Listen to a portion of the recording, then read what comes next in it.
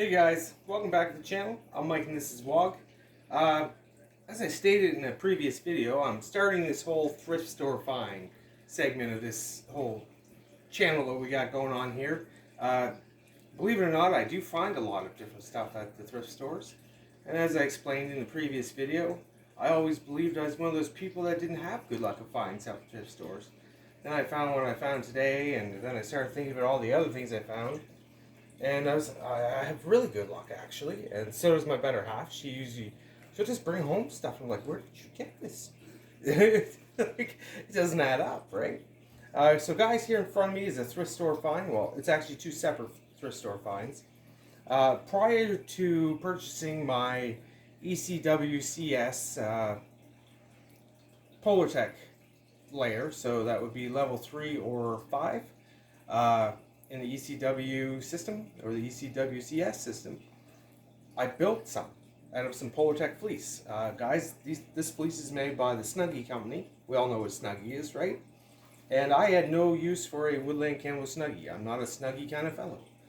But I did have a use for some Snuggie pants. Guys, I put Velcro for adjustments. I put an elastic in them. I used the pockets off of it and gave myself some rear pockets. Pretty cool, eh? So yes, I do like to sew. You guys know that by now if you know me.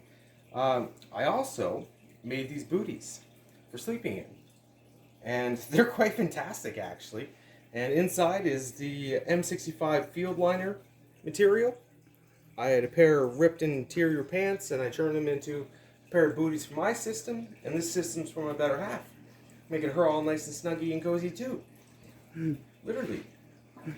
So today, I found a pair of mucklucks. I just did a video on them.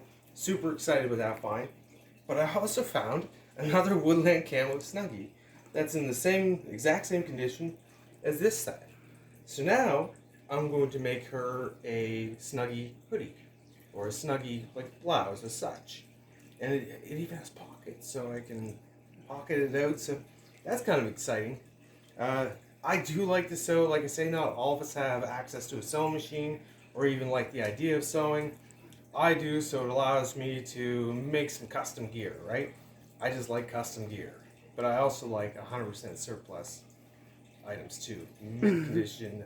That's what I'm really about, but building custom gear is a great way to have some of that stuff, right? So again, that's what this was. This was my previous set before I purchased that layer of my ECWCS system. So now when I'm sleeping, I'm obviously going to wear that. And my better half has decided she's going to start winter camping with me from time to time too, which I don't know if you guys know this, but in the north it's kind of cold. And when you winter camp, it's really cold. And this is what you need to sleep in. You need gear like this that is meant for moisture wicking and piled so that air moves in between for our value, right? Keep the insulation up. So making this system for her makes me happy because I made something for her. Makes her happy because she's going to be warmer doing it. And then I get to keep my surplus to myself. So, again, this is just a little kind of intro into this whole series. I have several things coming that I picked up from thrift stores, and I'm sure there'll be plenty more. And I'm going to keep bringing it to you like this. I know, guys, this isn't issued gear, but I used and made this stuff in replace of issued gear once upon a time. But now I get to build a whole set, and it's going to be awful cute, right? Guys, believe it or not, actually I have a camouflage onesie. I've never put it on. It looks fantastic, mind you. I was just going to put her in that because there's nothing cuter than a hot woman in a onesie, right? But this is going to be cute too. This is going to be warmer than that was. So guys, that's about all I have for you today. There wasn't much to talk about here. Again, it's just thrift store finds. So please stay tuned and see some more of these. And maybe you'll get some ideas of stuff that you want. So here's the thing about thrift store finding. You have to know what you're looking for. You have to know what you're looking at. And that takes a lot of research. But again, if you see something, it looks military, it has a military tag, it probably is military, and it might be worth something to somebody. So maybe pick it up anyway. Don't go spending top dollar for stuff, though, if you don't know what it is. I recently found a Korean War era wool shirt in mint condition. It's from the Korean War, guys.